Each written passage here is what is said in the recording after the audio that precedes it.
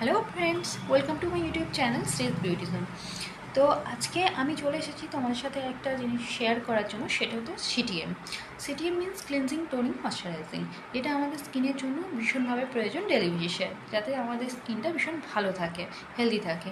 তো এই সিটিএম করার জন্য তোমরা কিছু ঘরোয়া জিনিস ইউজ করতে পারো, যেগুলো কোনো কসমেটিক প্রোডাক্ট না, যেগুলো আমাদের সবসময় হাতের কাছেই থাকে, আমরা ইউজ করে থাকি। সেসব জিনিস দিয়েই তোমরা কিন্তু ক্লিনজিং, টোনিং, ময়শ্চারাইজিং করতে পারো।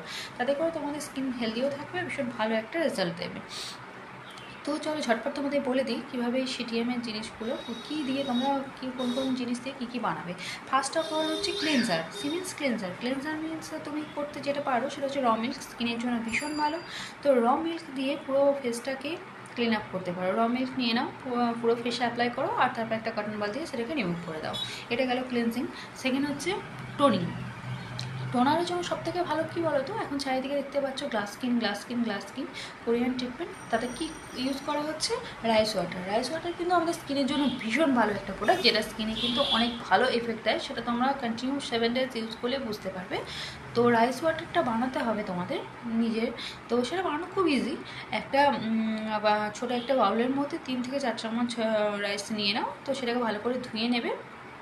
ধুয়ে নেওয়ার পর সেটার মধ্যে হাফ কাপের মতো জল দিয়ে দাও, বা হাফ থেকে যেরকম তুমি রাইস নেবে সেরকম কোয়ান্টিটি অনুযায়ী তোমাকে জল দিতে হবে।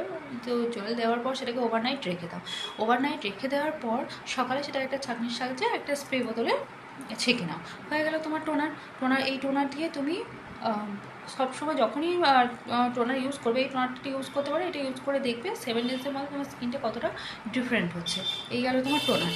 আর হচ্ছে ময়শ্চারাইজিং। তো আমাদের স্কিনে আমাদের ময়শ্চারাইজার ইউজ করতে হয়। আমরা ময়শ্চারাইজিং করি যাতে আমার স্কিন খুব ভালো থাকে, হেলদি থাকে। তো ময়শ্চারাইজার ইউজ করার জন্য তোমরা যেটা করতে পারো সেটা হচ্ছে অ্যালোভেরা জেল নাও। ফ্রেশ অ্যালোভেরা জেলও তোমরা নিতে পারো। অ্যালোভেরা জেলের সাথে যেটা নেবে সেটা হচ্ছে গ্লিসারিন তোমরা ইউজ করতে পারো। ফ্রেশ অ্যালোভেরা জেলের সাথে গ্লিসারিন ইউজ করো। আর যদি কারোর এক্সট্রা কিছু অ্যাড করতে চাও, সেখানে ভিটামিন ই ক্যাপসুল ইউজ করতে পারো।